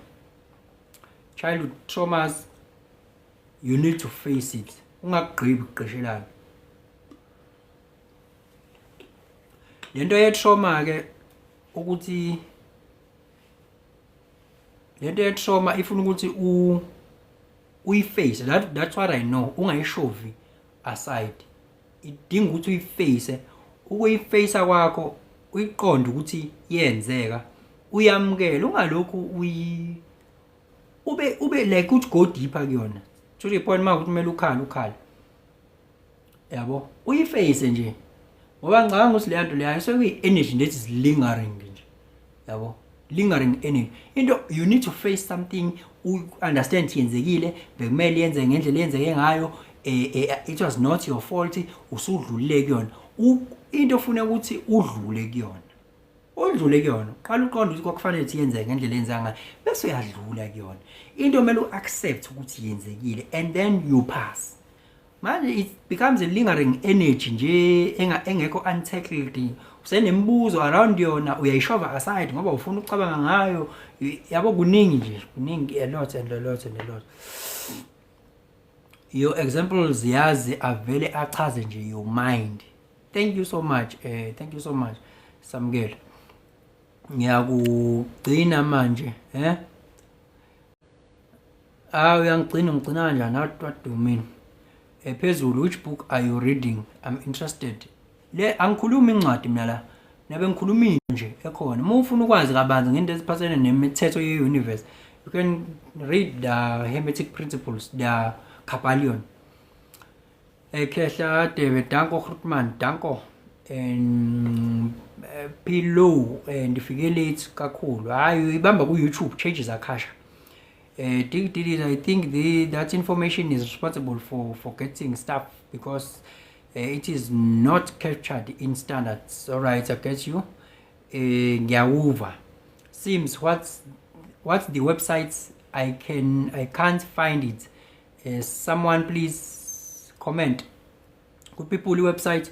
I like your teachings. Thank you, Dick did it. It's Akashian. Njoba usukubhala Akasha nje. Akashian. Kodwa no IAN. Akashian Media. Akashian Media. Ngizokubhalela la sengiyaqeda vele. I like your teachings. Thank you so much. 6-2 profile, starting a business. Any advice? You are 6-2. You are good at dealing with people. Yeah. If you are 6-2 like that, and you start, if you are still less than 50 years, you're dependent. Uline 6 kunokwenza ukuthi uneminyaka emingaki, because from 0 to 30 you are experimenting. Possible nalo business oluqalayo, you still gonna change it anyway. From 0 to 30 you are experimenting. From 30 to 40 now we are starting to slow down a little bit. You are an observer. Then from 50 going above we are living testimony. Yabo. Go depend on ukuthi nesikhathi esinganani. Potentially if you are above 40, maybe that's a business that can be stable. If you are 40, I mean it can be something that may be stable. And njoba ngisho ukuthi njoba uline 6 nje, yeah, good at dealing with people, with being a hermit. Ingakusho ukuthi you are natural. Don't overthink. You have a natural gift and talent and way of doing things naturally, so you don't need to have that fear yabantu abaqhamuka ngaphandle. Yeah, believe in yourself. That's what I can say. Page, good time for meditation. Maniniza nami akuve uyishintshile impilo yami, ngabonga ngisafunda. Thank you so much, good people.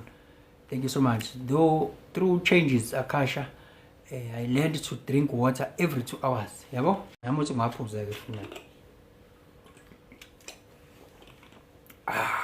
Abanye bathi drink beer, save water. Siyabonga Nkala uthi mfowethu qhubeke njalo ngenhliziyo enhle, usize abantu nje without gaining nothing, uphile nje bafo. Ngiyabonga kakhulu enkala. But ke mfethu yabona into engiyigainayo eyinkulu kakhulu mfethu. Quantum physics ka spiritual ayikho into eyenzeka mahala. You can't send out energy for mahala. Ukuthi okugainayo it comes in different forms. Wena ungalindela imali kungezi imali kuze okunye. Yabo ulindele lokho kuze lokho, but one thing for sure is that something is coming back your way. Back to your way. Okay, briefly explain usho nomalanga does fasting. That is why lento ngisho ihamba nokuthi mfethu ungacabanga ukuthi into oyenza ngoba uthi awubona, but you are doing all these horrible and terrible things, and then you think when the energy you send out will never come back. The energy will always come back to the source. Simple. Ngisho ngenza into umuntu angangibongi, ngibona ukuthi I'm not appreciated, kodwa iyacounter kuleka wena. Explain, does fasting help spiritually and how does it reach the spirituality if possible? Fasting is very, very great. It helps spiritual. One, it takes all the energy back to your brain. Ngoba siyazi mawudla 20% of your mental power goes to the digestive system, and then you are left with 80. So if you faster, it means 100% of the energy is back there, and the brain is the seat of consciousness. So we are out of this world. Okokuqala lokuthi you are spiritually strong because phela brain, mind, spirit, soul, you are going to connect to the higher dimensions, yabo, because 20% is not there. 2, resilience. Resilience ke fasting, there's a resilience. Once there is a resilience, we are kombisa when the spirit ukuthi I can starve myself to connect to the higher power. Lonto leyo spiritually is the currency on its own, yabo. So it helps as well for the spirit and your soul to see how far can you go connecting with it. So wonders are still going to happen, yabo. Okunye futhi, it also cleans your body, because this thing, we know once it cleans your body like that, it cleans your spiritual body as well, because as above so below. So if you cleanse your body like iyacleanseka ama remains and all of those things, uyazi ukuthi umuntu mind, body and spirit. So makcleanseka kanjalo, cleanseka even in your body, or nandi is your energetic body. So ngalo ndlela uzoconnecta with the higher power ngendlela engcono. Mshushisi sibiya ku right yini ukuthi ma u meditate ufike ubuthongo. Kumele ugweme mfethu leyo nto. Hayi ungayigwema kanjani? Kumele try different meditations. Standing meditation, ngoba phela vele ingqondo yakhe isuke ama brain wave athi slow. Then mayithi slow ama brain waves, then obviously uzolala vele. So akufuneki ulala uzumeke ma umeditate.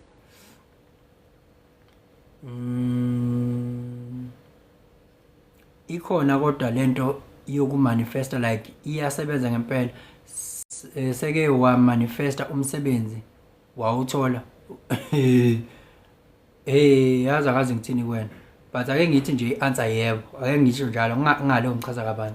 Mawathi uqinisile angisafuni nemjolo in my 33 years. Angifuni imjulu usho njalo mawathi. Uthola kanjani pho uhleli ekhoneni? Uthola kanjani ibabazi? Kumele ibabazi lizele lona. And then i-authority yakhe itshela nali ibabazi. Ume ikona impela senguphendululeke impela. I-answer yami yalapha ithi yebo. Going through an existential crisis, any advice? Stop it nje. Stop those questions. Let your mind think on its own. Musu kuyiphendula lo mbuzo. If you are going through the existential crisis, stop answering you the questions that are playing in your head. Stop answering them. Just ignore them. Simple. Khuzeka uthi ngiyabonga akwande. Danko. Seems okay, niphendulana no lan pendulana khona nodwa ke. Learn to do it consciously. Kusho seems khona yini ku Facebook? Yes. Maniniza ngikhona Facebook. Changes Akasha Rebirth. Umehluko ukuthi kuno rebirth ekugcineni. Kodwa I'm not frequent ku Facebook. Ntando going through the existential crisis. Sengishilo lokho. Evening booty Stompi. Evening mangabe lo live ukuthola endleleni uzothola mase ngo-uploadile ku Changes Akasha on YouTube. Don't forget to subscribe, yeah, to be part of the growing community. Iyasebenza but wami depends ukuthi ukholo lwakho lokuphi. Sihamba phezulu kwamanzi. Lucky XYZ manifesting works, but you have to manifest responsible and put it the work. Manifest again. Akekho umuntu ongamanifest bafethu. Akekho umuntu ongamanifest. Wonke umuntu uyamanifest. Ukuthi umehluko umanifest into oyifunayo yini. Akekho umuntu ongamanifest. Nakho nje ukuthi ula uyangibuka i-manifestation yona le. Kwenzakaleni uzufike la? Did you just find yourself here? You didn't take action steps azokuletha la. Awuvilanga wayibona usulana nje. Phaphamsula cha wena ucabangile, mawucabanga wafila, mawufila wenza, mawenza uyithola usula. You always manifest. Umbuzo ukuthi are you conscious yini kulento oyenzayo ukuthi umanifest into ongayifuni nje, are you conscious ukuthi it's based on your thoughts, emotions and actions? Changes Akasha on YouTube. Ngiyakubona lapho uyabuza we Soso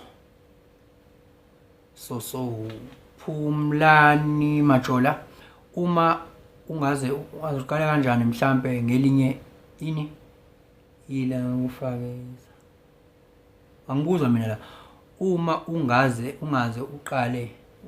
uqale kanjani mhlambe ngelinye ila kafane isincinci. Hayi angizwa lo mbuzo mina. Hayi, I'm at the end, starting from the bottom of angithi uyabona uhlase akasekho, uyabona.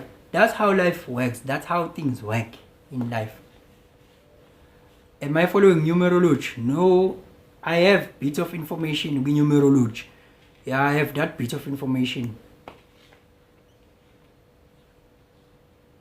Yabona ke hlase sewungangena ke manje. Yabo. Emfethu. Impilo ayiphoqi impilo. Iyancela manje kanje. Sawubona mfethu. Hawu ngeke mfowethu ngilinda ukhuluma mnandi kanje, hawu ngeke. Ubani ongalinda indaba ezimnandi kanje, ubani? Anyways, I hope you are good, my brother. I'm a very, very big fan, and I'm sure uyasho ukuthi ekwazi bangigcina ke lo mjida. Anyway, yeah, khuleka. I deal with a lot of people, so I understand each and every one of you good people. No. Okay, no, that's cool. No, I'm interested in some of the questions that you were asking and the guys were asking, and I was like, yes, I wanna share something with this guy. And you know, there's a guy that asked how to relive reality or how to go back in the past and stuff like that. Judging from the period I've been following you, listening to you when you speak, I've got 100% trust in you, in what I want us to do right now. And what I want us to do is a very short role play. This role play is the one that I'm going to ask you to assist me together with someone or anyone that may be in the same challenge with regards to time traveling and stuff. Yeah. I'm sorry to ask, have you been to KZN? I'm currently in KZN. All right, perfect. Ugcineni in Oshaga? Shaka Marine? Shaka Marine, yeah. Angisakhumbuli. Ne. Maybe the last time uyile eShaka, what was the last shop or maybe the last thing you did khona Oshaga? If you can try and remember. I-shop engathenga kuyona. Yeah, othenge kuyona, or maybe toilet or whatever that you did there, anything. Yeah, McDonald's, yeah, ngathenga khona. All right, cool. So now there was a question, kukhona osibuzile ukuthi how can we time travel? Is it even true or whatnot or whatnot? What we just did, mina no Puti now, normally people will be saying, I'm just thinking, Moss. It doesn't necessarily mean that I'm there. Will I be correct if I say, I just took you back. I just banned time in a way, and you were there. That is just time travel. We just time traveled with my brother right now. So I'm sorry to just ask you like that, but when you hear me and all that, I was actually trying to answer the question that was just on the comment to say, do we time travel? How can we time travel? Is it even possible? Engibona ke Puti, ngicabanga ukuthi abantu banale problem yokuthi ngifuna ukuya with this body, the physical body, and of which, look at it like this. Time traveling is something that we do almost every time. Every time. We just went back in time. You see, he was so when I asked him what was the last shop, or maybe what was the shop when I made it sure ukuthi uyasuka lakithi on the live show, and he really went. I'm sure you guys, you looked at his face. He was like, maybe one day you must tell us what does it mean when someone start to look for which part of your brain are you accessing? The same thing you just did now when you were accessing this other part of your brain that will take you back and bend time. So without wasting time, my brother, I just wanted to share that with you and to ask you that if maybe possible, maybe one day, take us through 9, 6, and 3.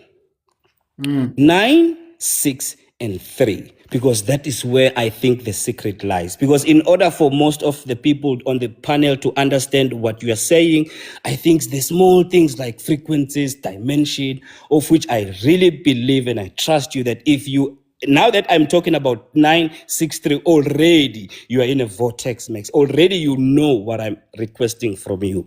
Now, my very last thing before I go down is that I think you are very right. You are always correct when you speak about frequencies and dimension. Maybe what I will add, just to simplify even more simple, because sometimes what is frequencies? Yini nalama frequencies? Yini kahle kahle lama frequencies? My brother, would you agree again with me to say, me and you and everyone in the comment section, we are in the same frequencies in our phone. Our phone is in the same frequencies. Should there be anyone opelwa data giti, they will drop our frequencies.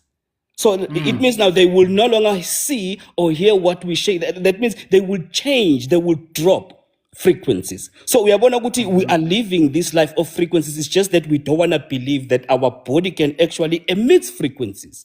So there is things that ubhuti makayikhuluma lana sibone ngathi kuhlanya, but ukuhlanya vele kunenge lifeini. Kunenge vele ukuhlanya. It's just that as understanding there are things that we think we know, but we actually don't know them. For an example, I'm just gonna land. I'm not trying to hijack you, my brother. I'm just overexcited. I was like, yes, there are things that we don't. The small things like airtime. Nobody has ever seen airtime, but we believe in airtime because we know what airtime does. But if we speak of frequencies, nah. Nobody ever saw network. Data. Nobody ever saw those things. These are the same things. When you are watching SABC 1, you change the channel. You are changing the frequency. It's the same thing. So with all being said, I was trying to say everything that the brother is saying, try and apply it in a very smaller scale, in a simplified manner to say, I'm a vibration, I'm a vibration. Can I walk through the wall? Is it even possible or it's just in a movie? Maybe it's possible if I vibrate the same as the particles on the wall. Maybe I can just walk through past the wall. Maybe how can we assist people to see gutama vibrations anjani? Remember lesikhathi umuntu ase ICU. Uyabona lo mtshina tut uveza nje line elithi it shows ukuthi lo muntu uyaphila or uyafa. That's why mangabe sekustraight ukuthi tut usefileke lo muntu. Kodwa mangabe kusathi tut uyaphila. But impilo yakhe ibuthakathaka ngaze it means that person is vibrating very high. So nothing stands still. No matter how much your brains can tell us, good fella, this is hard. There is nothing that everything vibrates. So Nje, that was just the little that I wanted to share with you, my brother. Pick up, you are a fire, and we love you so much. My man, now you're on fire, ne? That is why you pushed so much. Hi, my man. Thank you so much. Siyabonga kakhulu. Niyamuzwa ukuthi uhlase laphana is spitting fire. You feel the fire. Niyamuzwa ukuthi uTK bekufanele ukuthi a push at no man. Yeah, I understand now. I understand. Good people, nizwini uyisimplifyile. Wayithatha wayibeka ngalento ijwayele nje. Yabo, technological wise. Wow. Yabo mfethu. Ake ngithi nje. Uyabona nje ngoba sila. Okunye omele ukuqaphela. Yabo khona abantu abakwezinye indawo. Njengoba ukulo live wena. Khona abantu abakomunye live. They don't vibrate at the same frequency a band. Khona umuntu ongene la wa realize ukuthi no man angibelong la washa wahamba ne ngenxa ukuthini i-vibration, i-frequency, i-energy angizwasho Nikola Tesla. I think in terms of energy, frequency, vibration angeke ebe at the same space at this. Okay, well, we are not even in the same space. Are we in the same? Digitally, we are in the same space, right? Digitally, we are in the same space at the same time. Yes, at the same time. So we couldn't be at the same place, in the same place at the same time with that person that was not vibrating according to who didn't match our frequency. Ubengekazi abe la, yabo? So lento ekuthiwa what you call this, resonance, the law of resonance ibaluleke kakhulu. You resonate. That is why kuthiwa the birds of the same feather flock together. Yes, life gives you what you are, not what you want. You wouldn't find yourself here if we were not vibrating at the same frequency band. We wouldn't be here, yabo? Ngisho ngingazithola ngise, yabo, mhlambe ake ngithi kanjena, mfethu indlela ovibrate ngayo ngaso sonke isikhathi izokulethela i-reality ethile, izohlezi kulethela i-reality ethile.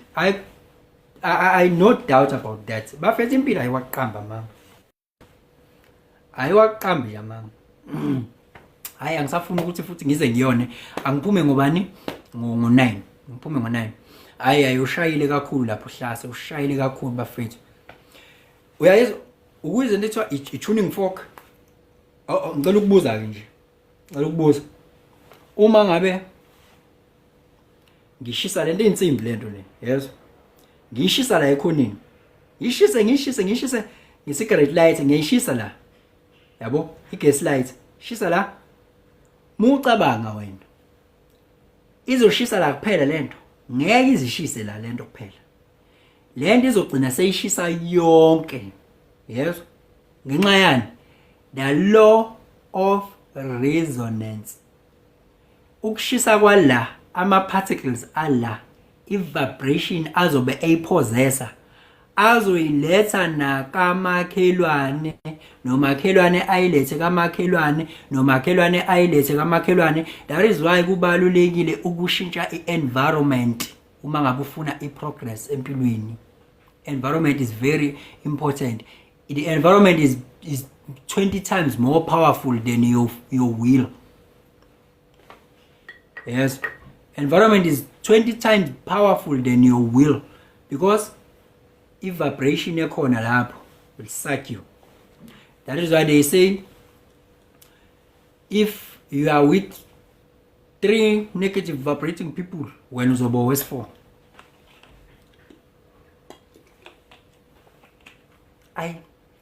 Ya lento mfethu bafethu, lento ngayichaza ngisho nangesiZulu nje lento. Kuyathelelwa, ukuthelelana.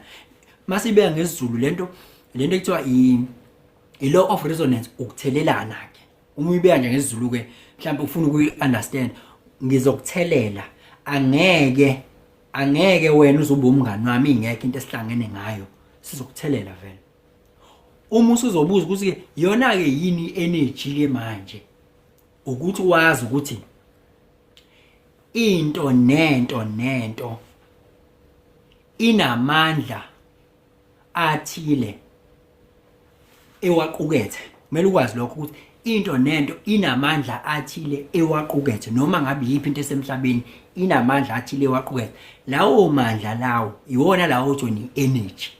Lawo mandla leyo nto yilowo abiza nge-energy. Shuthi yonke into ekhona emhlabeni ebonakalayo nengabonakali inamandla athile. Amandla ke angeke uwabone ngamehlo, amandla uzowezwa kodwa ngeke uwabone ngamehlo. So i-energy yizwa lona. So ke uma uyichaza ngesiZulu ke uzoyichaza ukuthi ke uma into nento inamandla athile, lawo mandla uma ebengaphezulu kwamandla akho izokugwinya lonto, nawe ube ingxenye yayo. Yes, lawo mandla aleyo yinto uma ngabe ibe namandla kakhulu izokugwinya leyo nto, nawe ugcina usuyingxenye yayo. Shuthi usuthathwe yini wena? I-energy, wagcina usunjalo nawe. Shuthi ngamanye amazwi uma ngabe kuukuthi wena uhleli nabantu aba negative and baya overpower ngoba wena awuyiraise le vibration amandla akho mancane, labo bantu uzogcina usukhuluma njengabo nawe, sebekugwinyile-ke nawe usufana nabo, usugwinywa amandla ngoba le nkulumo nempilo yabo nendlela abenza ngayo ibingamandla first before izibonakala, isigwinyile-ke nawe usuyingxenye yakhona. That is why kubalulekile ukuthi zi-associate ngisho nemicabango ecabangayo inamandla athile, yiwo lawo oyibiza nge-energy wena.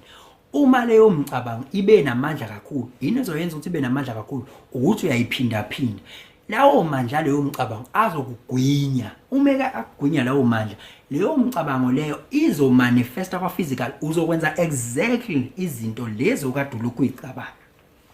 Uzokwenza zona usugwinywe yini lapho? I-energy yemicabango yakho. Hey, ngivele ngithi nje amandla imicabango yakho asekugwinyile. That is why kubalekile ungayicabangi into ongafuni ukuthi yenzeke. Ayi, abafethu ngithe ngiphuma ngo9 kodwa 9 useshayile. 9 useshayile.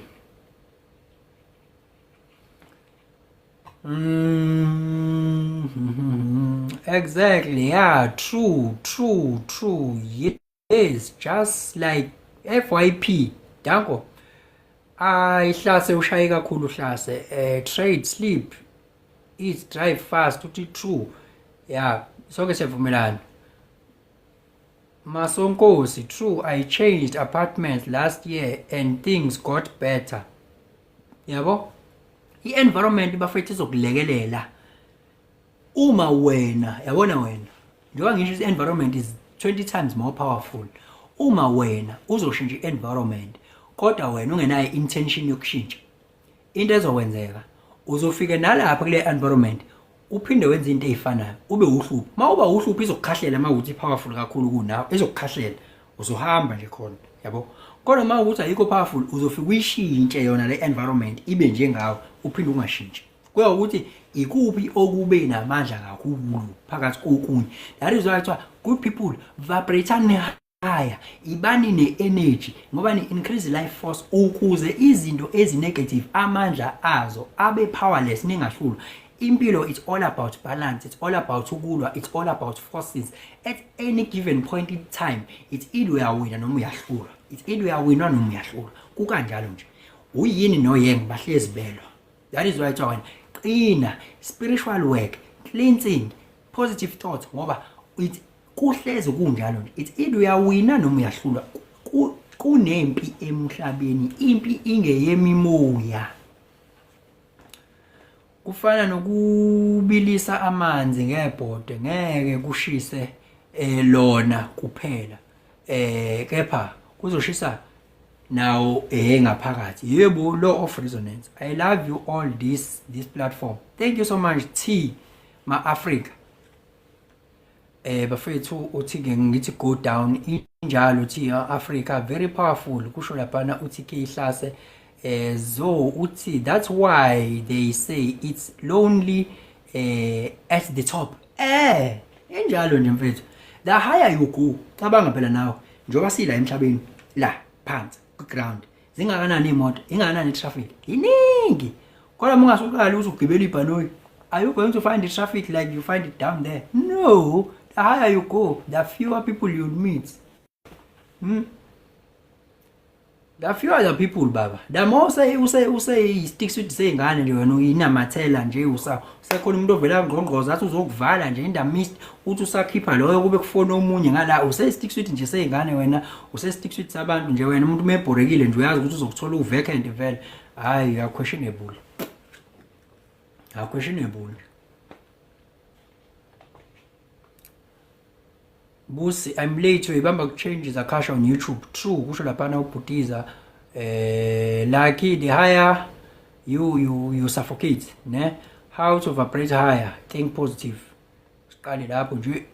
Team Africa, team Africa uthi manifestation of sons according to the good book, ne? Masonkosi Yes, once you've changed your inner world, the outer reality has no choice but to catch up. Yahamba kanjalo noma langa ugcobeni manje bhuti. Ngigcobeni, angigcobile lutho nje. Ungibona ngathi khona ngigcobeni. Third eye open. Yenzeni third eye open. How to cancel time. You can't cancel time. You can change the way you interact with time.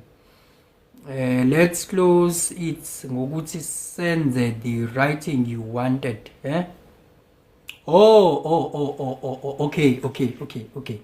Ubalekile wena ngoba uzolokhunja yabo nawe futhi ngokwakho uzogalela ngithi ubalekileke ngoba nawe uzosiza la kwi channel yabo nawe ubalekile uyafana nje no TK Hlasa mfowethu ngikubingelele bese ngiyakwamukela. Sawubona kunjani ngithemba ukuthi ukahle nabanye ababukele la ekhaya bakahle. Yes, Ngiyabula nje ukuthi ngibe nalithuba lokuthi sikhulumisane emva kokuthi ngithole izifundo eziningi from just listening to ama video akho. Awazi ukuthi ngiexciteka kanjani uma sengibona ivideo kathi nayi ikhisho changes nje ngivele nje ngibe right emoyeni if bengigo through whatever ngivele ngibe sharp emoyeni. That's yeah. So with all that vele ngifila ngathi ngisekhaya nje mangicala nje ngibona even your face. So kukhona enye into engathi ipensela lapho phansi uyayibona bottom left bottom right yeah. Nali ipensela. Yeah, Yes. usika yona and then ikhona la kubhala ukuthi stickers. Nasi sticker. Yes. Yeah, khetha oyithandayo ke lapho ila ubhala khona. Ana kethi ngithanda iphi-ke la njengoba zinje uthi ngibo ake ngikhethe le bese ngiyabhala ngithi Yebo. okay ngizobhala nje na futhi ngibhale nje kuphi la ngibhala khona mina ngibhala ukuthi explore okay ngibhala nje Akashian Media. Yep bese ngithi qala. Okay. Nazo. Okay.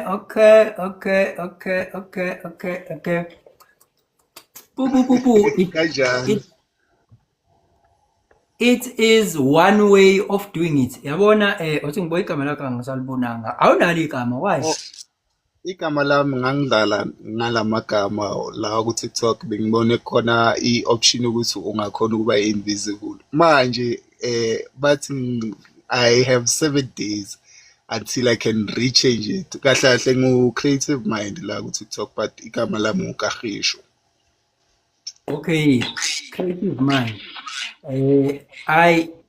Uyishayile creative mind izongilekelela kakhulu. Ngizoyithatha nje ngiyibeke la ukuze ngalo ngiyiphinda yabo.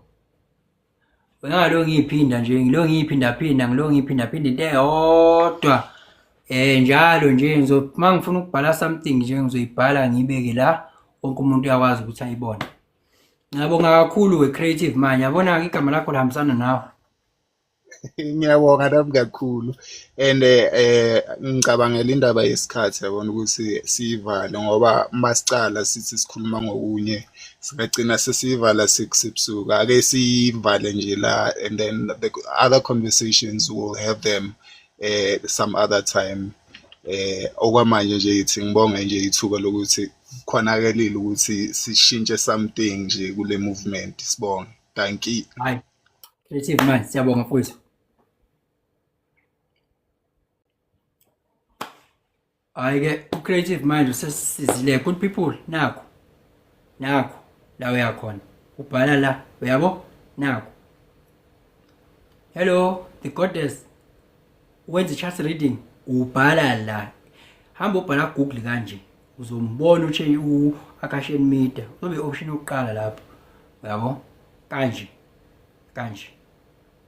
yebo. Ngalesi sikhathi ubingelelo changes Akasha. Yebo Maleka. Good people, let me love you and leave you, but